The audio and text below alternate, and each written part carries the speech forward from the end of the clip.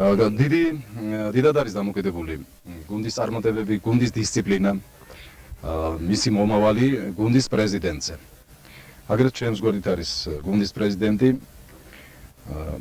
ბატონი თამაზ კოპაძე, არც არა თამაზ, რომელიც მე გეტყვით გულახდილად რომ თავგამოდებული და ხშირად საკუთარსაც რომ მივიწყებს, აი ასე უდგია გუნდს, უდგას გუნდს გვერდში და ზრუნავს მასზე. ეს რეალობა, რასაც მე ახლა მაყურებლებს მოვახსენეთ, უშუალოდ რა სიტყვი თამაზ გუნდის დღევანდელ მდგომარეობაზე, მის თუნდაც მის მატერიალურ ბაზაზე და დღეს გახსოვთ თბილისში როგორი საუბარი იყო ჩივაძესთან, იქ შემდგომ დათო კვინიკაძესთან, რომელიც განსაკუთრებით შეეხო მატერიალურ ბაზას, ხო, რამაზ შენგელიასთან, ამას ნახავენ შემდგომ ჩვენი მაყურებლები. ეხლა თქვენი სიტყვა გვაინტერესებს. რაც შეეხება გუნდს, შემადგენლობა არის ნორმალური.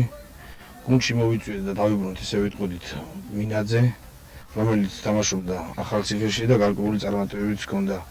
აგრეთვე შევსება მივიღეთ ხაშურიდან, წამოვიყვანეთ ხაშურის ივერიდან ფეხბურთელი, საკმაოდ გამოცდილი.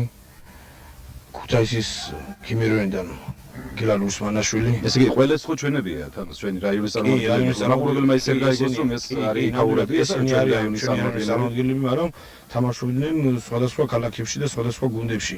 დღეს ყველანი, ესე ვთქვათ, შეიკრიბნენ ენთუზიაზმით, ყველა გვერდში გიდგას და ჩვენც შევეცდებით, რომ ჩვენი მაქსიმუმი, რაც დავსახეთ, გადავლახოთ და ყველაფერი გავაკეთოთ და ყველაფერს მივახციოთ.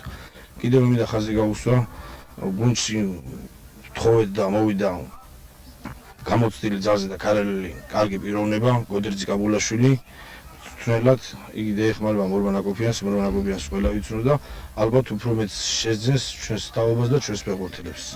ეს არის სულ ჩემი სათქმელი. დიდი მადლობა.